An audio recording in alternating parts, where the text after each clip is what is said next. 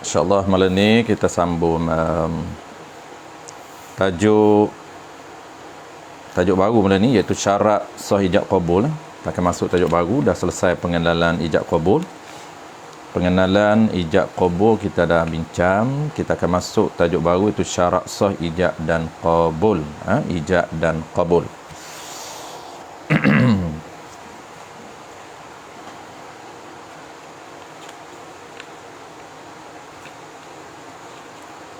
Bismillahirrahmanirrahim. Alhamdulillahirabbil alamin. Wassalatu wassalamu ala asyrafil anbiya'i wal mursalin wa ala alihi wa ashabihi ajma'in. Allahumma 'allimna ma jahilna wanfa'na bima 'allamtana waj'alna minal mukhlisin. Wa sallallahu ala sayyidina Muhammadin wa ala alihi wa barakatuh wasallam. Alhamdulillahirabbil alamin. Amma ba'd. Terlebih dahulu marilah sama-sama tuan-puan kita menyatakan setinggi-tinggi kesyukuran kehadrat Allah Subhanahu wa taala kerana dengan limpah kurniaannya dapat sama-sama kita sekali lagi menyambung pengajian kitab kita, iaitu kitab jual beli ataupun kita panggil kitab muamalat. Tajuk yang pertama yang kita sedang bincang iaitu tajuk jual beli. Tajuk jual beli yang kita sedang bincang iaitu huraian ataupun pendetailan rukun yang ketiga, iaitu sirah ijab dan qabul. Ijab dan qabul ini antara rukun yang agak detail dibahaskan oleh para ulama di dalam mazhab kita, Al-Imam Asy-Syafi'i rahimahullah subhanahu wa ta'ala. Sebab itu kita mulakan dulu rukun yang ketiga kerana dia agak detail perbincangan dia. Malam ni kita akan masuk tajuk baru tuan-puan. Rukun yang ketiga ini kita nak detailkan satu persatu, iaitu ijab dan qabul ini. Malam ni kita akan masuk 6 syarat sah mengucapkan lafaz ijab dan qabul. 6 terma dan syarat mengucapkan lafaz yang bernama ijab dan qabul. Sebelum daripada ni kita dah bincang pengenalan ijab dan qabul. Basicnya kita dah faham apa dinamakan sirah. Yang kedua kita dah faham apa yang dinamakan ijab. Dan ketiga apa dinamakan qabul. Sirah, ijab, qabul. Dan seterusnya kita juga bincang pembahagian ijab dan qabul terbahagi kepada dua. Pembahagian ijab dan qabul terbahagi kepada dua. Yang pertamanya lafaz ijab dan qabul dalam bentuk sarihun, dalam bentuk yang jelas, dalam bentuk yang direct, menggunakan lafaz yang merujuk kepada makna jual beli, yang tidak boleh lagi diihtimal ataupun diandai untuk tujuan yang lain. Itu dia panggil lafaz direct ataupun lafaz soreh. Yang kedua ialah bentuk yang kedua, lafaz kita panggil lafaz kinayah. Lafaz kinayah ini menggunakan lafaz yang selain daripada jual beli, lafaz yang tidak direct, menggunakan lafaz selain daripada jual beli yang berkemungkinan ada tujuan ataupun makna yang lain. Sebab itulah kita dah sebut sebelum daripada ni mesti ada 3 syarat. Nak menggunakan lafaz kinayah ada 3 syarat. Nak gunakan lafaz soreh mesti 1 syarat sahaja. Okey, settle. Itu dia pembahagian lafaz ijab dan juga lafaz qabul. Dan tajuk seterusnya juga kita bincang tuan-puan, iaitu yang kita panggil pembahagian skrip, kita panggil bahasa mudah kita faham, iaitu lafaz ijab dan qabul itu dia ada beberapa versi yang kita boleh guna. Yang pertama ialah versi penuh lengkap. Aku jual barang ini dengan harga RM100. Itu dipanggil lafaz yang penuh. Yang kedua, versi yang kedua, lafaz ijab dan qabul yang sederhana. Hanya ada saya jual, tidak ada barang dan tak sebut harga. Sah? Ya, sah. Kenapa? Dengan syarat, ada syarat. Dengan syarat dia tahu 2 item lagi yang tidak disebut, iaitu dia tahu barang dan dia tahu harga. Yang ketiga, versi yang paling pendek sah. Iaitu salah seorang daripada kedua pihak ini menyebut ya ataupun menyebut okey ataupun menyebut alright, ataupun menyebut dalam bahasa Arab na'am, ataupun yes. Apa saja dia guna walaupun sepatah perkataan tetapi menunjukkan dia setuju. Salah seorang daripada kedua ni. Contoh, penjual kata saya jual barang ini dengan harga sekian. Penjual memilih screen in full, tetapi beli dia nak pilih screen yang paling pendek, iaitu dia kata ya, ataupun dia kata oh okey. Bermakna tuan-puan, kesimpulan kita dah bahas sebelum daripada ni ada 3 versi cara untuk kita guna lafaz ijab dan qabul. Dan kita nak masuk tajuk baru pada malam ini tuan-puan. Tajuk apa pada malam ini? Tajuk yang kita nak bincang syarab. Kita nak terus kepada fokus syarab sah mengucapkan lafaz ijab dan qabul. Sebelum daripada ni kita dah faham pengenalan secara umum. Barulah kita nak masuk spesifik kepada syarat untuk kita mengucapkan lafaz yang bernama ijab dan qabul. Dia ada syarat yang tertentu secara spesifik. Adapun yang kita belajar sebelum ini secara umum, pengenalan lafaz ijab dan qabul secara umum, dengan mengambil kira beberapa subtopik yang kita dah bincang. Maka pada malam ini kita nak direct terus kepada syarat sah kita nak ucapkan lafaz yang bernama ijab qabul. Kita dah tahu skrip dia, tetapi cara kita nak ucapkan itu ada beberapa syarat untuk kita penuhi, dan untuk kita follow syarat yang telah ditetapkan oleh fuqaha ini. Sekiranya kita tak penuhi terma ini, menyebabkan ucapan kita itu tidak diterima di sisi syarak, menyebabkan seolah-olah tidak ada ijab dan qabul. Walaupun ada perkataan ijab dan perkataan qabul, tetapi perkataan itu cara kita ucapnya tidak memenuhi kriteria dan tidak memenuhi terma yang telah ditetapkan oleh fuqaha. Itu penting. Kenapa kita nak bincang sepanjang tajuk ini tuan-puan, tajuk jual beli ini, yang kita nak fokusnya ialah 16 terma dan syarat di dalam rukun jual beli.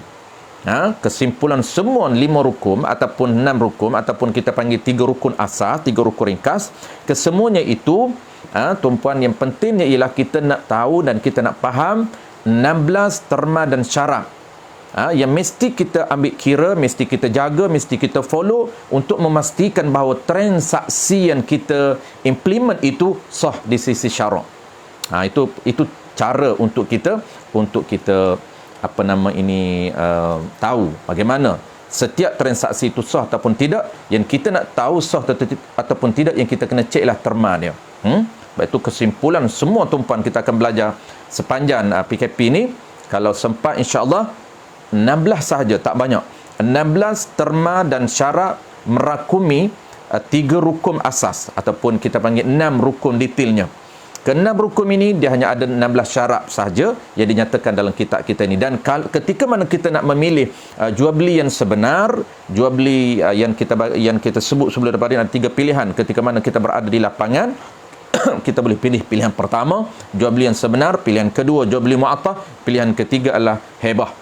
Jadi apabila kita berada di lapangan, kita berada di pasaraya, maka kita boleh pilih satu daripada 3 ini. Biasanya tuan-puan kita akan pilih yang pertama dulu. Nak pilih yang pertama, pastikan kita kena patuhi, kita boleh akur dan kita boleh follow 16 syarat. Maknanya komplit 16 syarat kita boleh ikut semua, maka kita boleh untuk memilih akad jual beli yang sebenar, iaitu pilihan pertama yang pernah kita sebut kepada tuan-puan sebelum daripada ini. Baik, kita terus kepada tuan-puan. InsyaAllah malam ini kita ambil masa sekejap sahaja. Kita akan bincang lebih kurang 2. Kalau ada lebih masa baru kita ambil 3. Jadi 6 syarat semua, kita akan baca 2 saja. Kalau ada masa lebih kita akan baca 3 tuan-puan. Kita tengok keadaan. Qala al-musannif rahimahullah subhanahu wa ta'ala. Bagi tuan-puan yang ada kitab Idaman Penutup jilid yang kedua, muka surat 4 tuan-puan, muka surat 4, di bawah sekali tajuk baru iaitu syarat pada ijab dan qabul.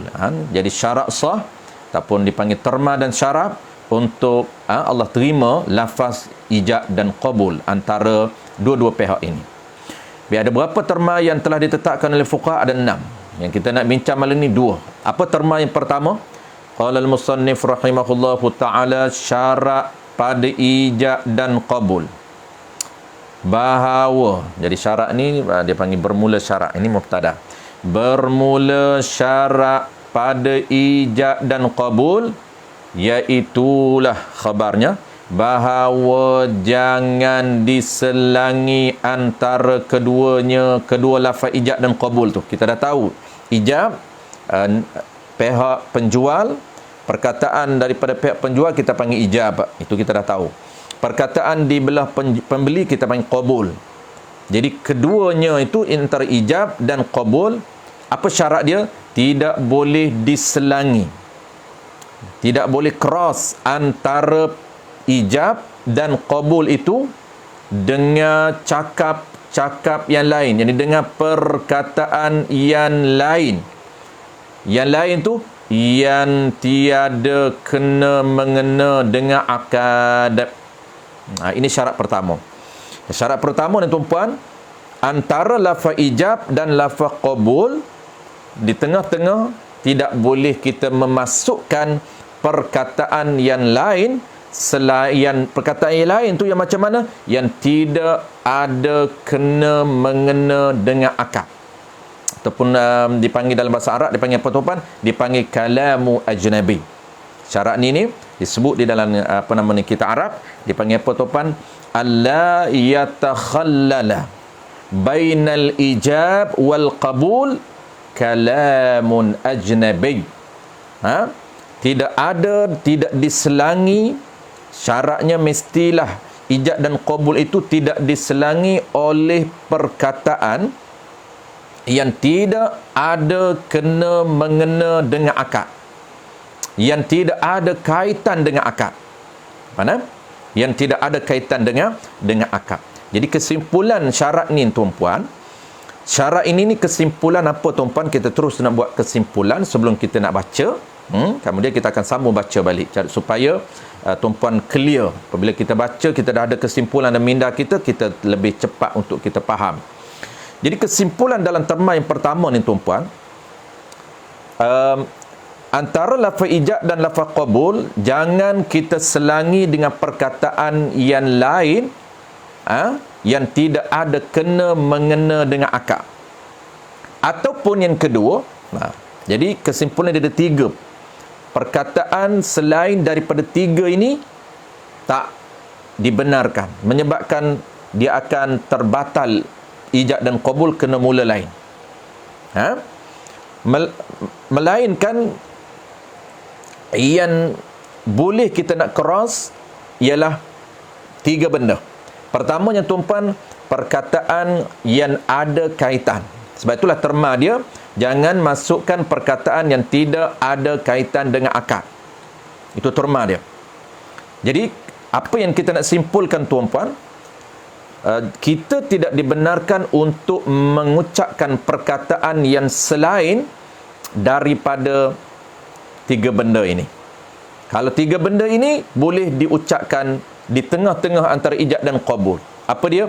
Yang pertama, kalaulah perkataan kita ucap itu perkataan yang ada kaitan dengan akad, yang ada kena mengena dengan lafaz ijab dan qabul, maka tidak terputus ataupun tidak terbatal ijab dan qabul. Tak perlu kita ulang balik. Saya ulang sekali lagi tuan-puan. Kalaulah pertama ini perkataan yang dibenarkan untuk kita ucap, boleh kita nak cross di tengah-tengah antara ijab dan qabul, hanya ada 3 sahaja. Selain daripada 3, dianggap perkataan itu perkataan yang ajnabi, yang asing, yang lain daripada ijab dan qabul. Melainkan pertamanya ialah perkataan ada kena mengena dengan akad, yang dipanggil apa tuan-puan? Dipanggil muqtada aqdi ataupun muqtadiyat aqdi.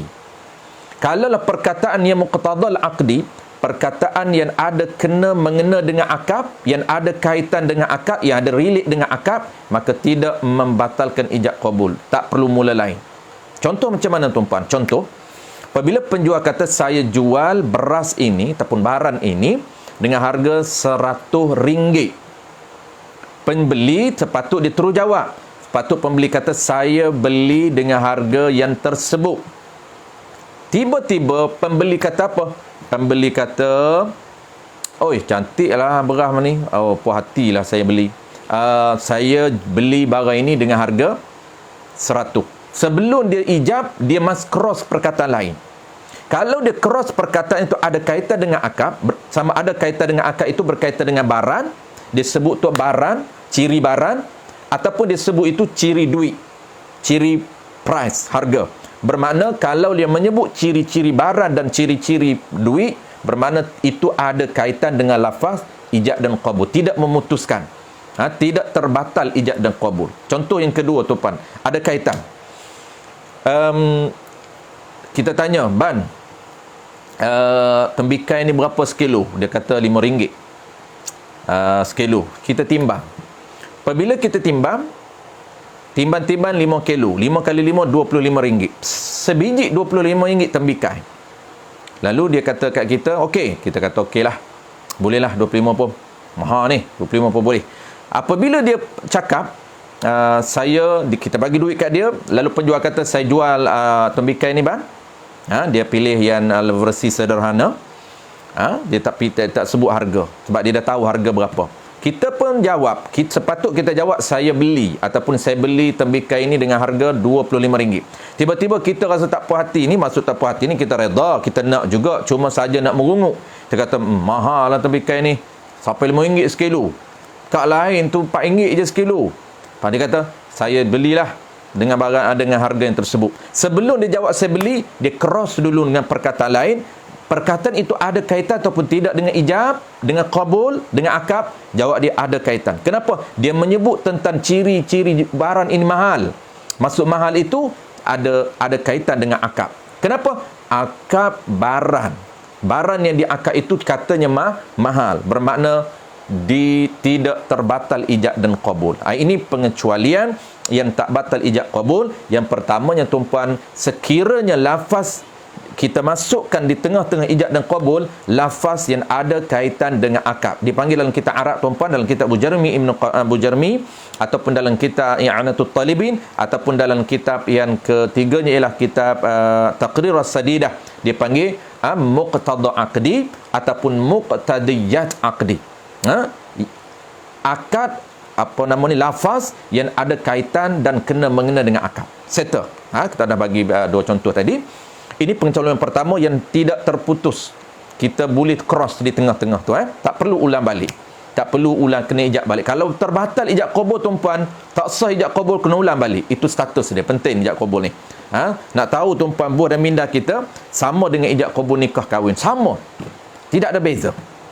Ijab qabul ketika kita nak menikah kahwin, betapa telitinya imam, betapa telitinya anak turuna pengantin nak sambut ini, jaga satu patah demi patah perkataan untuk memastikan bahawa lafaz ijabnya sah, lafaz qabulnya sah. Begitu juga tuan-puan dalam akad pemilikan jual beli, sama konsep dia. Kerana syarat lebih kurang sama. Syarat lebih kurang sama lafaz ijab qabul. Yang kedua tuan-puan, Yang kedua, boleh cross juga, tidak terbatal ijab dan qabul. Perkataan apa? Dipanggil perkataan yang ada maslahah. Yang ada maslahah pada akad.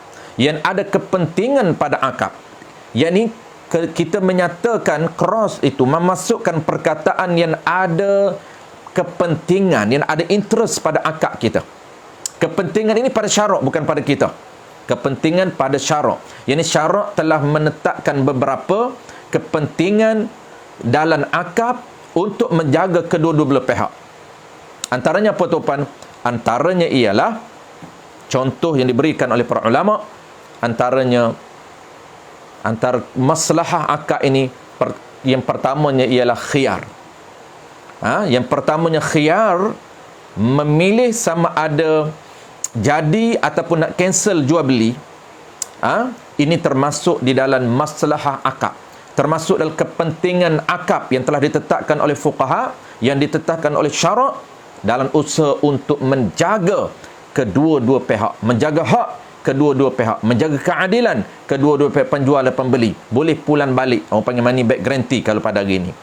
Kalau tak puas hati, boleh pulang balik.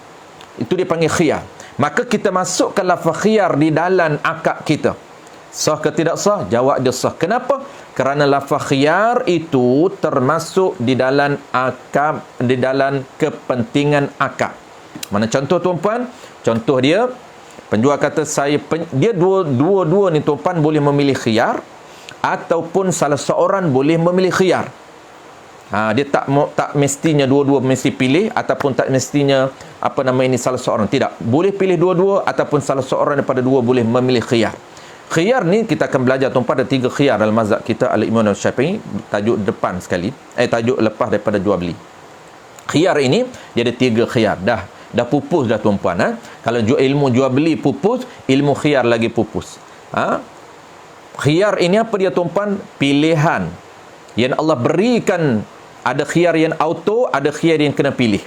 Auto ni syarak beri secara langsung, tak perlu pilih. Itu dia panggil khiyar syarak. Khiyar ni tuan-puan, syarak berikan kepada kedua-dua pihak, pembeli dan pengguna, sama ada untuk meneruskan jual beli ataupun untuk cancel jual beli, tak jadi.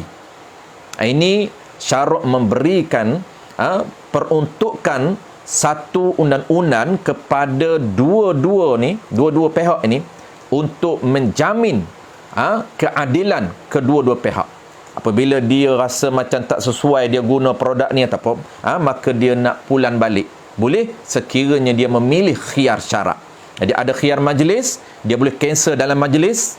Yang keduanya ialah khiyar syarak. Khiyar syarak ni dalam masa 3 hari.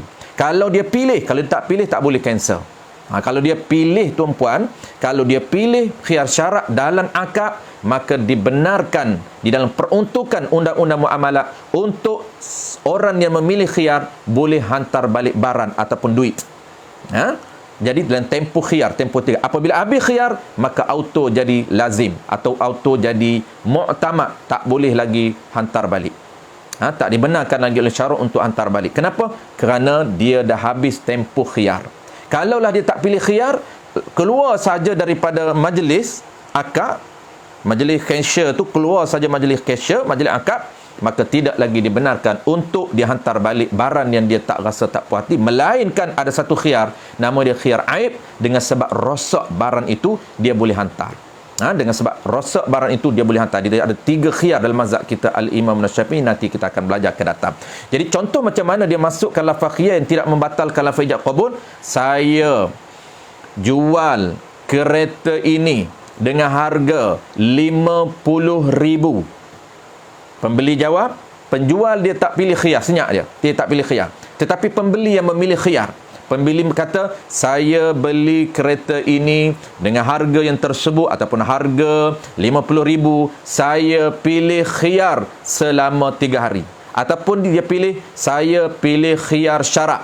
Tak perlu sebut 3 hari, kerana khiyar syarak 3 hari. Jadi perkataan saya pilih khiyar di belakang itu, adakah perkataan itu perkataan yang asing, perkataan lain daripada akad? Tidak.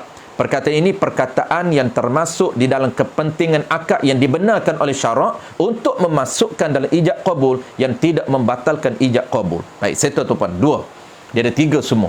Jadi kedua, ada 3 perkataan yang boleh dimasukkan yang tidak termasuk dalam perkataan asing, perkataan yang lain daripada akad. Pertama, perkataan ada kena mengenai dengan akad, muqtadil aqdi, muqtada aqdi. Yang keduanya lah dia panggil maslahah akad. Perkataan ada masalah akad, contoh dia khiyar. Yang kedua, contoh dianya ialah memasukkan lafaz cari saksi. Dia nak dalam jual beli ni dia minta syarat supaya ada saksi. Boleh. Banyak contoh-contoh lain lagi. Dan yang ketiga tuan-puan, yang dibenarkan untuk memasukkan di dalam lafaz ijab dan qabul yang tidak terbatal lafaz ijab qabul, tidak termasuk perkataan yang lain. Apa dia? Iaitu dia panggil perkataan yang mustahabbun, perkataan yang disunatkan untuk kita ucap sebelum lafaz ijab dan qabul. Sebelum lafaz ijab dan qabul, iaitu kita memasukkan intro kepada perkataan yang sunat di dalam khutbah. Kan kita dah belajar dalam muqaddimah kitab ada 3 intro digunakan oleh para ulama ketika berkhutbah dan digunakan oleh para ulama ketika menulis. Pertamanya bismillah, itu dipanggil muqaddimah hakiki. Yang kedua alhamdulillah, dan yang ketiga salawat dan salam. Ini dipanggil 3 muqaddimah yang disunatkan kita mula sebelum berkhutbah. Maka kita dalam lafaz ijab dan qabul kita masukkan lafaz sunat ini. Adakah terbatal ijab qabul? Tidak. Kenapa? Kerana ini termasuk akad, termasuk perkataan yang disunatkan di dalam akad. Maka tidak membatalkan lafaz ijab qabul. Contoh tuan-puan, ijab kata diijab dulu, tu iman, tu iman. Penjual kata, saya bismillahirrahmanirrahim, saya jual lah kereta ini dengan harga 30,000. Pembeli pun jawab, bismillahirrahmanirrahim, saya belilah kereta ini dengan harga 30,000. Dia masukkan lafaz bismillah ataupun lafaz-lafaz alhamdulillah. Adakah terbatal ijab qabul? Tidak. Kenapa? Kerana termasuk lafaz ataupun perkataan yang dipanggil mustahabbun fil aqdi, perkataan yang sunat di dalam akad. Baik, settle tuan-puan. Itulah dia 3 perkataan yang boleh dimasukkan di dalam lafaz ijab dan qabul, yang tidak terbatal ijab dan qabul, yang tidak termasuk perkataan yang lain, perkataan yang asing, kalamu ajnabi, yang tidak ada kena mengena. Apa dia? Pertama, perkataan ada kena mengena, iaitu muqtadal aqdi. Yang keduanya, perkataan ada kepentingan di dalam akad. Contoh dia tadi khiyar, iaitu dipanggil maslahah fil aqdi. Dan yang ketiganya ialah dipanggil mustahabun fil aqdi, perkataan yang sunat di dalam akad. 3 ini boleh dimasukkan dalam ijab dan qabul. Baik, kita baca tuan-puan. Kita dah ada dalam minda kita terma pertama ini ada 3 pengecualian. Terma pertama tuan-puan apa dia? Iaitu dalam ijab dan qabul kita sedang bincang lafaz ataupun terma dan syarat untuk mengucapkan lafaz ijab dan qabul. Sebab kita duk bincang apa ni tuan-puan? Kita duk bincang pilihan pertama, iaitu cara untuk jual beli menggunakan akad jual beli sebenar. Ada 3 pilihan. Dalam ketika kita di lapangan, ketika kita nak melakukan transaksi di luar sana tuan-puan, kita boleh pilih satu daripada 3. Ini asaslah, dia ada lagi 4 dia sebenarnya. Tapi kita cerita dulu 3. Pilihan pertama, kita duk bincang pilihan pertama. Pilihan kedua kita bincang minggu lepas. Kita dah bincang minggu lepas. Pilihan pertama ni, iaitu kita nak implement akad jual beli yang sebenar. Apabila nak implement akad jual beli yang sebenar tuan-puan, kena cukup 6 rukun, dan pastikan terma dan syarat juga kena follow ataupun kena akur dan kena patuh. Ada berapa terma, syarat dan rukun ini? Ada 3 rukun asas ini. Dalam kitab kita ini disebut ada 16 terma dan syarat. Jadi kita duk bincang tajuk malam ni tuan-puan, 6 terma mengucapkan ijab dan qabul. Ada terma dia, ada syarat dia, cara nak ucap lafaz ijab qabul yang sah.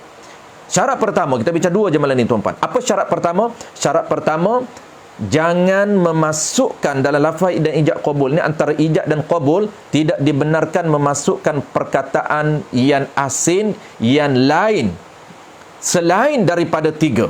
Selain daripada apa dia tuan-puan? Selain daripada perkataan yang ada kena mengena, boleh.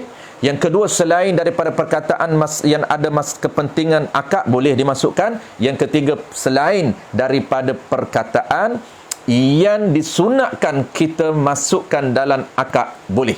Maknanya selain daripada 3 tidak boleh di-crosskan. Tak boleh cross. Mana contoh tuan-puan? Biasa juga kita buat, kadang-kadang kita tak perasan.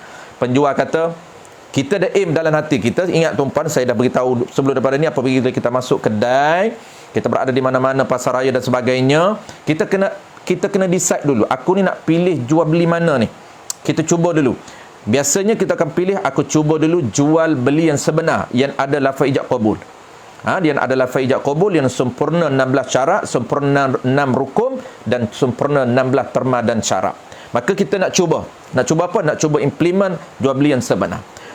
Pastikan kita tahu cara nak kena akur kepada terma pertama. Ketika kita lafaz ijab qabul, tak boleh nak cross perkataan yang lain. Di antara lafaz ijab penjual, sebelum kita qabul, tak boleh kita nak masukkan perkataan selain daripada 3 ni. Contoh macam mana kita masukkan perkataan yang tidak ada kena mengena dengan akad. Kita masukkan perkataan yang bukan ada kepentingan akad. Kita masuk perkataan yang bukan disunat pun dalam lafaz ijab qabul. Apa dia? Contoh tuan-puan. Apabila penjual kata, kita kata semua berapa barang? Dia kata semua barang ni RM300. Kita tahulah satu persatu kita dah ambil barang tu, satu persatu tu. Total dia kata RM300. Kita nak bayar RM300 sebab kita bayar RM300. Kemudian penjual kata, saya jual barang ini dengan harga RM300. Sebelum kita jawab, kita kata, sihat ke bang? Lama tak jumpa, saya pun lama tak datang kedai abang ni. Dia kata sihat, alhamdulillah. Kita berjawab, saya kata saya beli. Saya beli tadi yang saya beli semua barang ni. Dia sembang dulu baru dia beli. Biasa saya tengok tuan memang ada. Benda ni memang ada. Dia sembang dulu, lepas tu ketika mana dia ambil barang dia nak keluar kedai dia kata, "Bang, saya beli." Abang tu senyap lah. Sebab apa? Sebab dia dah cakap jual dah tadi. Tapi kalaulah dia mulakan ijab qabul yang baru, okey, tak ada masalah. Dia dah sembang tadi panjang, tiba-tiba pembeli ambil barang ni, dia nak keluar daripada kedai, dia kata, "Bang, saya beli semua ni." Abang tu kan jawab, "Ya, saya jual." Okey, makna dia menggunakan lafaz ijab qabul baru. Itu tak kisah. Tapi kalau abang itu mengekalkan ijab yang awal itu, kemudian kita dah sembang tengah-tengah ni baru kita kata saya beli, itu tidak sah. Apabila tidak sah tuan-puan, dia tak sedar status jual beli dia tidak sah. Kenapa? Kerana dia memilih pilihan pertama, iaitu pilihan jual beli secara hakiki, jual beli yang sebenar, yang lengkap 6 rukun, yang lengkap 16 terma dan syarat. Melainkan kalaulah dia dah awal lagi, aku nak pilih jual beli mu'attah, itu alright lah, tak ada masalah apa. Tu okey. Settle tuan-puan, kita terus baca. Kita dah ada kesimpulan, kita baca. Qala al-musannif rahimahullahu ta'ala, syarat pada lafaz ijab dan qabul. Apa dia? Bahawa ni khabar. Bahawa jangan diselangi antara kedua lafaz ijab qabul. Tak boleh diselang tengah-tengah tu dengan perkataan yang lain yang tiada mengena dengan akad. Ghayah dia, sekalipun cakap, ini perkataan itu sedikit, walaupun dia kerah tu perkataan tidak ada mengena dengan akad, sikit saja satu perkataan ataupun satu patah, satu huruf. Mana dia? Seperti dia panggil misal bagi qalil, dia panggil contoh bagi sedikit. Mana dia? Satu perkataan atau satu huruf yang ada makna, satu patah perkataan dia tanya sehat, ataupun satu perkataan, satu huruf yang dia faham makna. Apa dia? Seperti qaf, maknanya peliharalah. Tetapi tidak mengapa diselangi dengan perkataan bahawa. Tu tak apa. Baik, settle. Ini satu. Dia ada 3 pengecualian tadi. Kita dah sebut dah rikas. Jadi kita baca je. Adapun jika diselangi dengan perkataan yang ada mengena dengan akad, yang ada kaitan dengan akad, tak. Mana contoh dia? Seperti syarat, boleh pilih, yang ni khiyar, antara jadi dengan tidak. Ni kita dah beri contoh tadi tuan-puan. Kita beri contoh tadi. Pengecualian kedua, dia boleh cross, dia boleh masukkan perkataan lain antara ijab dan sebelum qabul, pembeli boleh masukkan perkataan lain sekiranya perkataan itu ada kepentingan dalam akad. Dia panggil masalah fil aqdi. Apa dia contoh masalah fil aqdi ni, kepentingan ni? Contohnya ialah khiyar. Jadi dia memilih khiyar syarat. Maka dia akan masukkan perkataan saya pilih khiyar syarat. Saya belilah barang ini dan saya pilih khiyar syarat. Maknanya dia masukkan perkataan itu, perkataan yang bukan perkataan ajnabi, bukan kalamu ajnabi, tetapi itu dia panggil lafaz yang ada kepentingan, tidak terbatal ijab qabul. Dan dia pilih apa? Dan syarat ada saksi. Ini contoh kedua. Contoh yang ada kepentingan yang tidak terbatal ijab qabul. Dia pilih saksi dalam jual beli dia tu, dia kata minta apa namanya si fulan jadi saksi. Dia masukkan dalam, boleh. Seperti berkata penjual. Mana jual? Mana penjual cakap? Ini lafaz. Saya jual buku ini kepada anda dengan harga RM5 dengan syarat boleh pilih khiyar. Di belakang tu, dengan syarat boleh pilih khiyar. Dia memasukkan perkataan itu, perkataan yang ada kepentingan dalam akad, tidak terbatal lafaz ijab qabul. Jawab pembeli pun jawab, saya belilah buku ini dengan harga sebanyak itu. Jadi pembeli ni jawab, dia tak pilih khiyar pembeli ni. Ataupun pembeli dia tak pilih khiyar tapi dia pilih saksi. Mana contoh? Ini contoh penjual pilih saksi. Atau berkata penjual, atau ni atau pada kata syarat atau pada kata berkata penjual, saya jual buku ini. Saya jual buku ini, contoh ijab pertama. Atau ni contoh ijab kedua. Contoh ijab kedua ni contoh apa? Contoh dia pilih syarat ada saksi. Dia masukkan lafaz dia nak saksi jual beli dia ni, tak terbatal ijab qabul, boleh. Atau berkata penjual kepada pembeli, yang ni lafaz ijab, saya jual buku ini kepada anda dengan harga RM5, disaksikan oleh fulan, disaksikan oleh Ali, disaksikan oleh Ahmad. Masuk perkataan lain. Sepatutnya masuk perkataan lain batal ijab qabul, tapi masuk perkataan lain ada kepentingan dengan akad, tidak terbatal ijab qabul. Jawab pembeli, qabul. Jadi pembeli pun qabul. Saya belilah buku ini. Dia pilih versi sederhana. Dia ada skrip 3 tadi, dia pilih skrip lafaz ijab qabul yang sederhana. Saya belilah buku ini. Harga dia tak sebut. Dengan demikian, harga dia sebut tu. Bukan. Dengan demikian lain.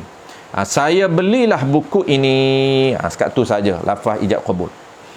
Dengan demikian itu, dengan demikian mana? Dua contoh yang dia masukkan perkataan yang ada kepentingan dalam akad. Apa status dia? Sahlah akad itu. Sah akad yang walaupun dimasukkan lafaz lain. Apa lafaz lain itu? Lafaz yang ada kepentingan pada akad. Apa contoh lafaz ada kepentingan? Dia bagi 2 contoh. Pertamanya dia pilih khiyar, dia masukkan dalam lafaz tu khiyar. Yang kedua dia pilih saksi, dia masukkan dalam lafaz ijab saksi, maka sah. Kenapa sah? Jawab dia kerana lafaz ini bukan lafaz ajnabi, tetapi lafaz ini lafaz yang ada maslahah, ada kepentingan dalam akad. Baik, settle, habis. Ini dia bagi 2 saja pengecualian. Pengecualian ketiga tidak disebut dalam kitab kita. Ini disebut dalam kitab-kitab yang besar, iaitu dia panggil akad yang lafaz yang mustahabun fil aqdi. Kalau lafaz itu lafaz yang mustahabun fil aqdi, maka juga tidak terbatal lafaz ijab qabul. Baik, cerita. Last sekali tuan-puan, kita baca 2 saja malam ni. Last sekali apa dia?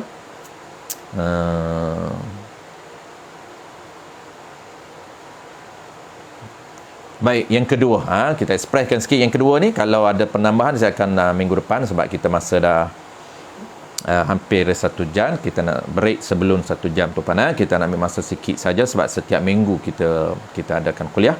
Jadi kita tak perlu panjang. Qala al-musannif rahimahullahu subhanahu wa ta'ala. Ni terma yang kedua. Terma kedua ni ini penting tuan-puan, juga terma kedua pun penting juga. Terma pertama pun banyak kita juga buat tanpa sedar.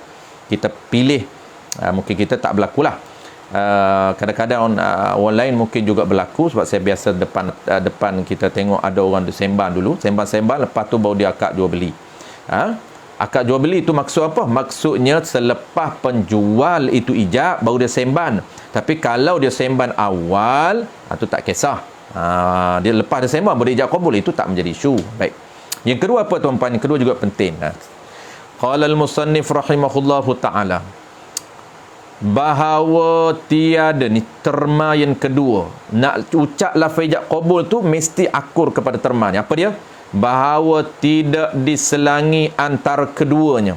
Juga sama, tak boleh nak cross, tak boleh nak diselangi antara ijab dan qabul. Diselangi oleh apa? Adakah oleh perkataan? Tidak. Ini oleh diam. Dengan diam yang lama. Tak boleh diam yang lama, mesti ada mualat, mesti dia kena terus ijab. Ini kita faham sangat ni. Sebab apa? Sebab dia sama dengan ijab qabul pada nikah. Sebab tu imam jaga yang ni. Tapi jaga-jaga pun kena ada ilmu juga tuan-puan. Jangan menyebabkan dia ini tak berapa nak detail kepahaman, menyebabkan boleh menyusahkan pengantin, boleh menyusahkan pembeli. Dia sama je konsep dengan akad nikah dengan akad jual beli. Dia sama. Apa dia tuan-puan? Di antara lafaz ijab dan lafaz qabul, dia tak boleh diselangi, tak boleh senyap, tak boleh diam yang lama antara ijab dan qabul. Apabila ijab, jangan diam yang lama, jangan senyap lama, kena terus qabul. Tu. Diam yang lama tu yang menunjukkan tak hendak membeli. Diam dia tu sebagai isyarat lama dia ni. Isyarat apa? Isyarat dia tak nak dah beli, tak jadi beli. Sebab tu dia tak nak sambut dengan saya beli. Tetapi diam sekejap tidaklah mengapa. Jadi di sini ada dua pandangan tuan-puan. Ini pandangan dhaif dia ambil ni. Sebab apa?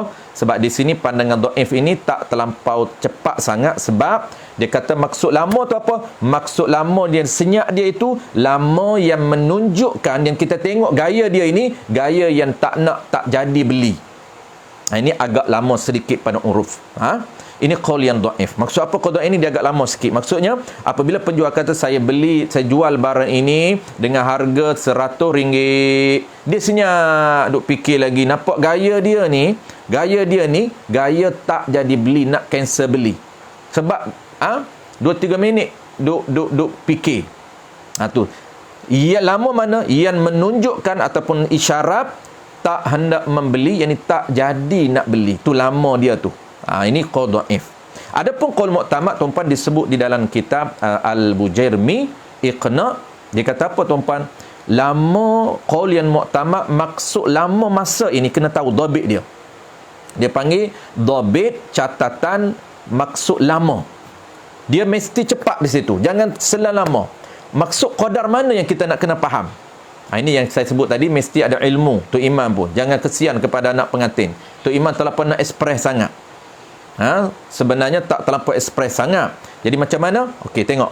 Qaul yang mu'tamad, qadar masa ini jangan lebih daripada dia qadar masa dia lah qadar yang boleh memutuskan mualat pada bacaan Fatihah di dalam solat. Sama je.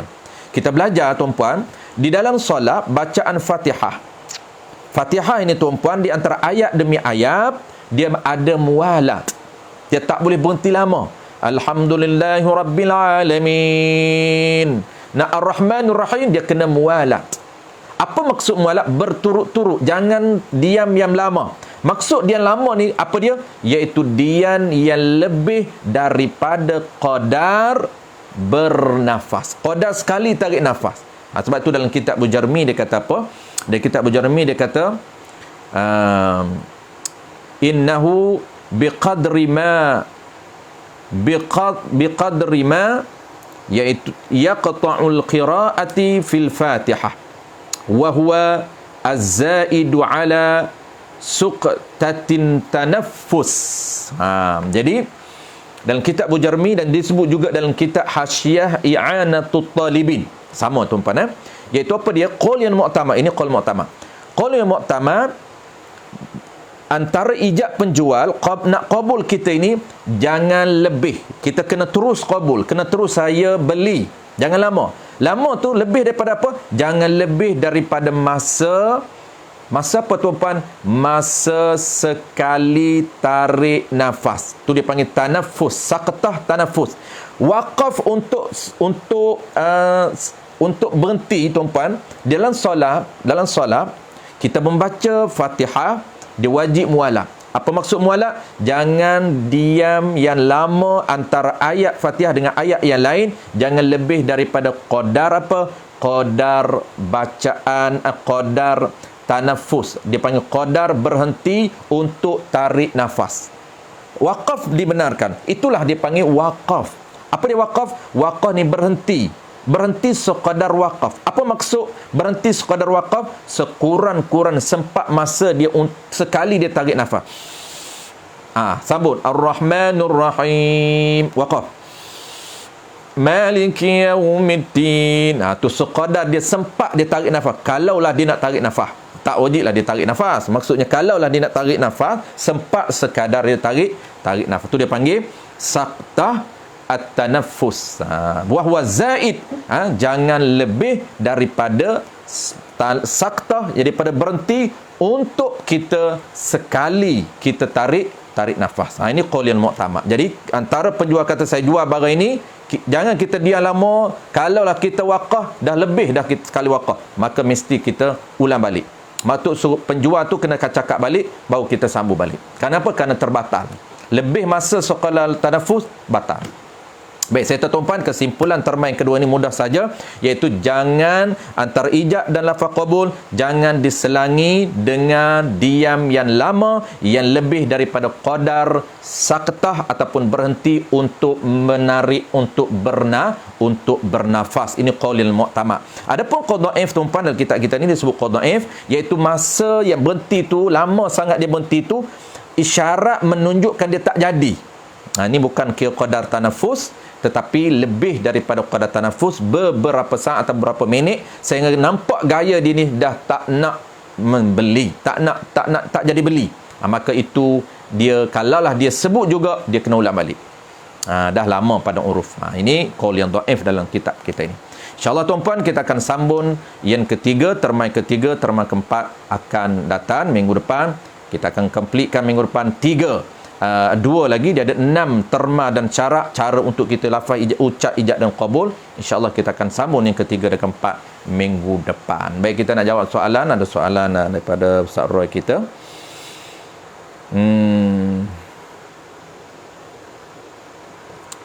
Baik, okey, kita sempat jawab lagi tuan-puan. Ada masa lebih kurang 1 jam.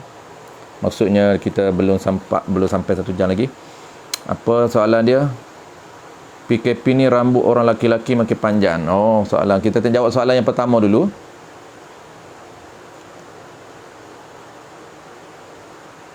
Ustaz Roy, boleh tak soalan yang pasal merdeka tadi? Saya tak ingat soalan tu. Soalan yang pasal bendera tu. Okey, kita tengok tajuk soalan ni dulu. Nanti Ustaz Roy post balik soalan ni yang pasal bendera merdeka tu. Saya tak ingat soalan tu.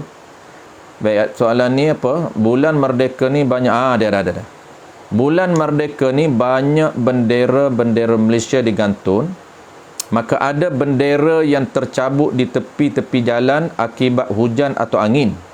Kita dianjurkan untuk mengutip balik bendera-bendera ni. Jangan biar begitu. Jangan biar begitu. Kemudian ada situasi yang kita sukar nak gantung semula, maka ada yang ambil dan bawa balik gantung bendera ini di rumah sendiri pula. Harta siapakah bendera yang terjatuh ini? Baik, okey, soalan bagus. Baik, kita ambil bendera, kemudian kita balik pasang rumah. Baik, tuan-puan, bab harta ni sangat-sangat kita ambil mudah. Bab harta orang ni, tuan-puan, kalau kita tengoklah masyarakat kita ni, tuan-puan, sangat ambil mudah pasal harta orang. Bukan harta dia, harta orang dia sangat ambil mudah, tapi harta dia sangat berkira. Dia terbalik masyarakat hari ni, tuan-puan. Apabila kita tinggalkan muamalah, maka kita akan memandang harta orang itu lebih mudah untuk kita ambil, dan harta kita ini lebih payah untuk kita berikan kepada orang. Jawab dia, tuan-puan. Saya nak beri info umum sebelum saya boleh jawab direct, tapi kita nak bagi info umum supaya untuk pengetahuan kita. Secara umum ni, tuan-puan, harta ni dia ada status. Pertama dia panggil harta mubah. Secara umum, pertama dia panggil harta mubah. Harta mubah ini harta tidak ada milik sesiapa. Dia panggil harta mubah. Harta yang tidak menjadi milik sesiapa, bukan milik individu. Harta mubah ni biasanya, tuan-puan, iaitu harta kerajaan dipanggil harta mubah. Dipanggil harta mubah. Contoh mana harta mubah? Contohnya, tuan-puan, tanah kerajaan tu dipanggil harta mubah. Yang kedua, ikan di laut ataupun ikan yang berada dalam tanah mubah, dalam tanah kerajaan. Ikan-ikan dalam kolam mubah, ikan di laut, itu dipanggil harta mubahun, harta yang tidak menjadi milik individu, tetapi dia harta yang harta yang tidak ada milik individu. Yang kedua tuan-puan, mudah. Yang kedua apa? Yang kedua harta milik persendirian, iaitu harta milik individu. Yang ketiga, saya tak nak urai ini yang ketiga sebab tak ada kaitan, saya sebut aja. Yang ketiga dia panggil harta milik amah. Harta milik amah, harta milik umum, iaitu seperti harta madrasah, seperti harta masjid, harta surau, harta syarikat, harta NGO. Ini kan ada ilmu nak urus harta ni tuan-puan. Tak ada ilmu muamalat tuan-puan, memang fake. Memang akan berlaku pelanggaran syarak secara terbuka. Sebab tu sangat takut kalau kita tak cakna ilmu muamalat tapi kita nak menjadi salah seorang yang mengurus harta amah ni. Nak mengurus harta NGO, nak mengurus harta pondok, nak mengurus harta surau, nak mengurus harta masjid, nak mengurus harta syarikat, nak mengurus harta kerajaan, sedangkan kita tidak ada ilmu basic berkaitan dengan peraturan mengurus harta amah. Ini menyebabkan tingkah laku kita, keputusan kita akan berlaku pelanggaran sistem muamalat secara terbuka. Bahaya tuan-puan. Baik, tak apa yang ni kita tak nak urai, kita nak urai yang ada kaitan. Jadi tuan-puan, ada 3 status harta ini. Pertama ialah harta mubah. Harta mubah ini harta kerajaan. Mana contoh tuan-puan? Contoh dia jalan raya dipanggil harta mubah. Tanah kerajaan dipanggil harta mubah. Harta kerajaan dipanggil harta mubah. Harta milik umum, iaitu tidak menjadi milik perseorangan. Apabila harta mubah ni tuan-puan, boleh guna ataupun tidak? Jawab dia boleh guna. Semua boleh guna, melainkan tuan-puan, melainkan ada qarinah yang menghalang untuk kita guna. Mana contoh tuan-puan? Contoh tanah kerajaan, tanah reserve kerajaan di belakang rumah kita. Boleh tak kita guna bercocok tanam? Jawab dia boleh guna bercocok tanam sekiranya tidak ada qarinah, tidak ada dalil, tidak ada penunjuk bahawa kerajaan melarang kita guna. Kalau kerajaan memang kita tahu, walaupun kerajaan tak boleh sembok, dilarang menceroboh, sembok tidak ada, tapi kita tahu daripada pegawai mana-mana, daripada kawan saya, kawan kita yang bekerja dengan pejabat tanah, dia tahu ni tanah reserve ni memang dilarang untuk menceroboh, tak boleh tanam cocok tanam walaupun dia tak naik sembok. Jawab dia tuan-puan, walaupun itu harta kerajaan, haram kita ceroboh. Maksud haram kita cocok tanam kat situ, tak boleh. Ni biasa orang tanya saya, ustaz, apa hukum tanam bercocok tanam di tanah reserve kerajaan? Jawab dia tuan-puan, harus boleh. Maknanya pokok yang kita tanam jadi milik kita, buah itu milik kita, tapi tanah tetap milik kerajaan, bukan milik kita. Jangan mengaku pula, oh tu saya dah tanam 20 tahun dah tu. Tanah 20 tahun, maknanya tanah tu dah jadi auto saya. Mana boleh, itu kerajaan punya. Yang hanya menjadi milik kita lah tanah. Tetapi kalau tanah itu ada isyarat tak boleh guna, haram kita guna. Yang kedua tuan-puan, begitu juga isu parking. Isu parking ni selalu orang tanya. Parking ni tuan-puan, harus kita parking di tanah mubah, tanah milik kerajaan, bukan milik PBT, milik umum, yang bukan digezet. Maksudnya bukan under PBT. Kalau under PBT kenakan cukai, kenakan sewa, maksud kenakan charge parking, wajib kita bayar. Sebab itu tanah yang dihandle oleh Majlis Pembandaran. Walaupun Majlis Pembandaran sebahagian daripada kerajaan tempatan, tetapi dia telah menetapkan bahawa nak parking, nak guna tanah dia ini mesti kena bayar, kita kena akur. Itu masuk dalam akad sewa. Ini parking contoh tepi jalan. Sebab tu tuan-puan, elakkan parking daripada tanah orang. Contohnya, kalau nak parking kereta tak minta izin, kalau tanah orang jangan parking tak minta izin, haram. Melainkan kita cari mana tanah yang mubah. Ni kan tepi jalan tu, tepi bahu jalan tu kan tanah mubah, itu tanah kerajaan, boleh parking tepi jalan yang bukan milik individu. Jadi isu parking ni memang haram, parking dalam tanah milik orang yang tak minta izin, haram. Apatah lagi dia blok kereta dia parking depan rumah dia, tu lagi teruk. Jiran hak tak jenis bertimbang rasa tuan-puan. Parking depan pagar kita tak minta izin, satu hal, blok kereta kita nak keluar pula, 2 kali haram. Pertama, haram kerana tak minta izin. Yang kedua, haram kerana menyakiti jiran. Dia nak keluar tak boleh. 2 kali haram. Kenapa? Modal dia lah tidak ada ilmu muamalah. Mudah aja nak cari haram ni. Modal dia jangan mengaji muamalah. Jawab dia, kita akan melakukan berisiko ataupun terdedah dengan melakukan benda haram. Itu saja modal untuk buat dosa. Mudah. Kata tok guru saya lah. Jadi tuan-puan, settle. Baik, jawab Ustaz Roy tanya ni. Contoh kita dah bahas 2 contoh. Tanah kerajaan dan juga isu parking. Tanah kerajaan mubah, boleh. Parking di tanah individu haram, parking tanah kerajaan boleh. Jadi, harta bendera ini, harta siapa? Jawab dia, tuan-puan, kena tengok. Kalau bendera itu digantung oleh orang perseorangan depan rumah dia, tiba-tiba jatuh, kita ambil, haram.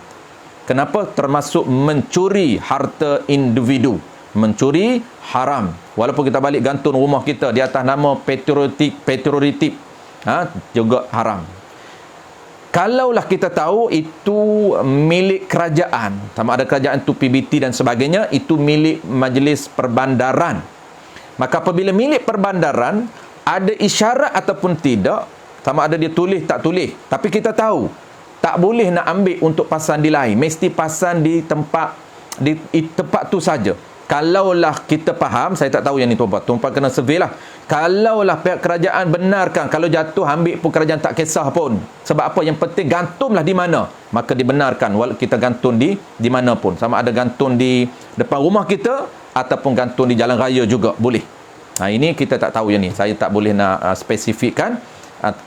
PBT dia benarkan tidak kita gantung di depan rumah, ataupun kita gantung di tempat yang sama, okeylah. Kita contoh, kita berjalan-jalan, kita tengok 2-3 bendera Malaysia jatuh, dari tempat yang dia gantung, tempat lampu tu jatuh, kita ambil gantung kat situ, memang tak jadi isu pun. Cuma isu nak ambil gantung depan rumah, boleh ke tidak? Harta kerajaan, kena ingat, boleh guna ke tidak? Asal dia boleh, kalaulah tidak ada isyarat menhalang. Tapi kalau ada isyarat halang, ataupun walaupun dia tak tulis tapi kita tahu ada halangan mengguna, tak dibenarkan untuk mengguna. Baik, itu saja tuan-puan secara ringkas, menggunakan harta kerajaan dan juga menggunakan harta milik individu. Settle tuan-puan. Baik, saya cuba jawab lagi kalau sempat, masa satu soalan.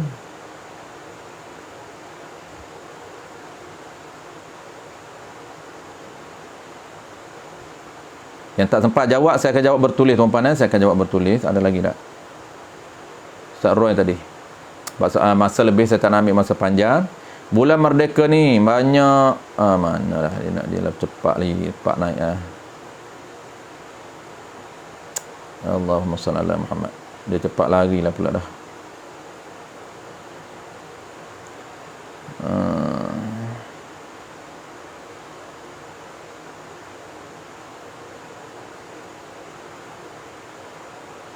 PKP ni rambut orang laki-laki makin panjang. Tak ada nak potong rambut. Bila dah panjang hingga mengurai, apa hukum orang lelaki ikat rambut?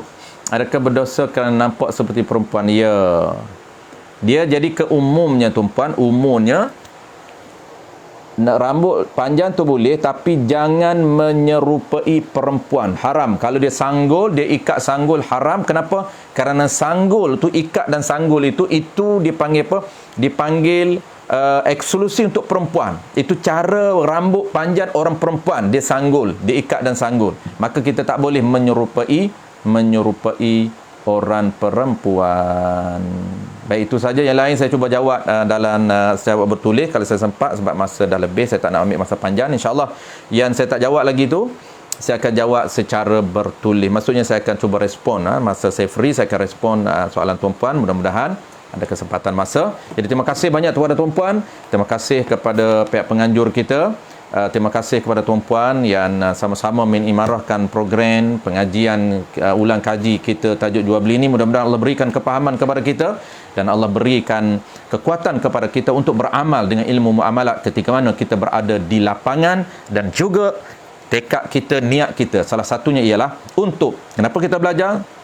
Dia ada 7 niat. Salah satunya ialah niat kita untuk mempertahankan ilmu muamalat daripada terus pupus. Jadi Allah bangkitkan minoriti inilah, orang yang cuba usaha lawan diri kita untuk sempat juga belajar walaupun sekelumit ilmu muamalat. Mudah-mudahan usaha kita ini dipandang oleh Allah Subhanahu Wa Taala sebagai salah satu inisiatif untuk mempertahankan ilmu syarak daripada terus pupus. Maka Allah bangkitkan golongan minoriti ini supaya ilmu syarak tetap bertahan. Bismillahirrahmanirrahim. Alhamdulillahirabbil alamin. Wassalatu wassalamu ala asyrafil anbiya'i wal mursalin wa ala alihi wa ashabihi ajma'in. Allahumma faqihna fid din wa 'allimna ta'wil waj'alna minal ulama'il 'amilin waj'alna minal mukhlisin. Wa sallallahu ala sayyidina Muhammadin wa ala alihi wa baraka wa sallam. Alhamdulillahirabbil alamin. InsyaAllah tuan-tuan, kita jumpa lagi malam besok, kitab Penawar Bagi Hati, insyaAllah.